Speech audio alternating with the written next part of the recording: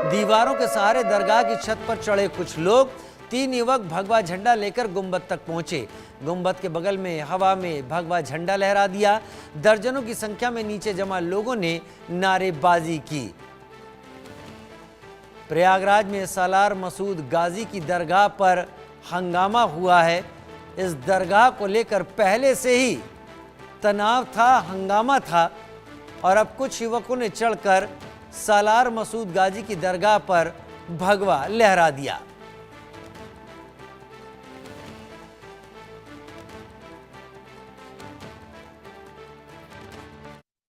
एक दरगाह में जिसमें 5 मज़ारें हैं, जिनमें बड़े पुरुष परिहार, जोधा परिहार, सती, बाबा बहराना, पहरू बाबा आदि की मज़ारें हैं, जिनमें अधिकांश हिंदू समुदाय व कुछ मुस्लिम समुदाय के श्रद्धालु जाते हैं। पर कुछ युवकों द्वारा धार्मिक झंडा लहराकर नारेबाजी की, जिसको तत्काल मौके पर तैनात पुलिस द्वारा रोका गया तथा हटाया गया। उक्त संबंध में प्रकरण की जांच कर विधिक कार्रवाई सुनिश्चित की जा रही है। मौके पर शांति व्यवस्था कायम है। अमित श्रीवास्तव मेरे साथ इस वक्त जुड़ गए, मेरे सहयोगी प्रयागराज से। अमित, पूरी कहानी समझाइए। सालार मसूद गाजी की दरगाह को लेकर शायद पहले भी काफी ऐतराज और कई बातें हुई थी और उसके ऊपर प्रशासन ने भी कुछ बातें कही थी। आज ये घटनाक्रम हुआ है, शुरू से अब तक का घटनाक्रम समझाइए। क्यों विवादों में दरगाह आई और क्यों आज भगवा लहराया गया? जी बिल्कुल राजीव जी, मैं आपको बताना चाहूंगा जिस तरह से संभल में गाजी मियाँ का जो मजार था, वहां पे जिस तरह से पुलिस द्वारा वहां पे जो आयोजन किया जा रहा था, फिर उस पर रोक लगा दी गई। उसके बाद प्रदेश भर में ही कह सकते हैं, खासकर क्योंकि जिस तरह से प्रदेश भर में गाजी मियाँ के जिस तरह से जहां जहां मजारें थी वहां विरोध शुरू हो गया, लोग प्रदर्शन करने लगे। उसी के देखते हुए प्रयागराज में भी ये यहाँ से करीबन शहर से करीबन 40 किलोमीटर दूर है, सिकंदरा इलाका है, वहां पे ये गाजी मियाँ के बाजार थी। वहां पे लोग ये वहां पे पहले भी फोर्स लगाई गई थी कुछ दिन पहले। वहां पे बकायदा पुलिस ने ताला भी बंद कर दिया था। बाद में उसमें सफाई आई कि नहीं, हमने ताला नहीं बंद किया है। बाद में वो व्यक्ति मामला जो नॉर्मल हो गया, लेकिन वहां पे पुलिस व्यवस्था हर समय लगा दी गई थी, क्योंकि अंदेशा था कहीं ना कहीं जिस तरह से मामला उठाए तो कहीं ना कहीं प्रयागराज में भी ये मामला तूल पकड़ सकता है। इसी को लेकर वहां सुरक्षा व्यवस्था रहे।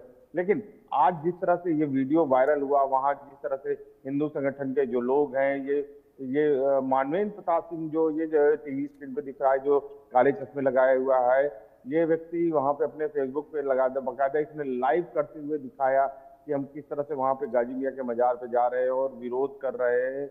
और वहां जाके उसके ऊपर बकायदा ये सब करीबन 30 से 40 लोग वहां पे चढ़ते हैं, बकायदा मजार पे चढ़ के वहां भगवा लहराते हैं, खुलेआम कह सकते हैं चैलेंज करते हैं। क्या ये शख्स खुद को करणी सेना का प्रदेश अध्यक्ष कहता है और क्या ये शख्स और इसके समर्थक ये कहते हैं कि सालार मसूद गाजी एक आक्रांता था, लिहाजा उसकी मजार यहां नहीं होनी चाहिए? क्या यही सच है? जी बिल्कुल, जिस तरह से मानवेंद्र अपना बयान भी उसमें जारी किया, बताया कि यह आक्रांता था और इसकी मजार नहीं होनी, इसको लोग पूजना नहीं चाहिए क्योंकि ये आतताई था, आक्रांता था, इसने बहुत यहाँ पे आतंक किया था हिंदुस्तान के अंदर। तो लेकिन यहाँ पे ऐसा इसका कुछ भी नहीं होना चाहिए। इसी को लेकर वो लगातार विरोध कर रहा है और करणी सेना का प्रदेश अध्यक्ष बताया जाता है। साथ ही महाराजा का भी एक संगठन है, बनाया गया है, उसका भी ये उसमें भी पदाधिकारी है। तो ये और भारतीय जनता पार्टी से भी कहीं ना कहीं जुड़ा हुआ बताया जाता है कि ये भी जुड़ा हुआ है। लेकिन जिस तरह से विरोध प्रदर्शन शुरू हुआ, जिस तरह से मजार पे चढ़ना, और वहां पे पहले से ही पुलिस के सुरक्षा व्यवस्था इंतजाम किए गए थे, लेकिन उसके बावजूद इस तरह की ये घटना होना तो कहीं ना कहीं पुलिस भी सवाल हुई। इसीलिए डीसीपी ने कहा है कि जो भी इसमें दोषी पुलिसकर्मी होंगे, जिनकी लापरवाही बरती गई है, जिनके द्वारा किया गया है, उनके खिलाफ भी हम कार्रवाई करेंगे। सभी को चिन्हित किया जा रहा है, सबके खिलाफ कठोर, क्योंकि जिस तरह से माहौल बिगाड़ने की कोशिश की गई है प्रयागराज में, सिर्फ यही नहीं हुआ है, मतलब कह सकते हैं खुलेआम चैलेंज किया गया है कानून व्यवस्था को कि आप लाख दावे कर रहे हैं, उसके बावजूद इस तरह से खुलेआम चैलेंज। पुलिस कप्तान के ऊपर जिम्मेदारी है कि वो इन लोगों को आखिर इनके खिलाफ क्या एक्शन लेते हैं और कितनी जल्दी लेते हैं। अमित, बहुत बहुत बहुत धन्यवाद कि आप मेरे साथ प्रयागराज से जुड़े इस जानकारी के साथ। उधर रामनवमी के अवसर पर कानपुर कलेक्ट्रेट में डीएम जितेंद्र प्रताप सिंह ने मुख्यमंत्री योगी आदित्यनाथ की नारी सुरक्षा एवं सम्मान नीति के अंतर्गत 9 महिलाओं को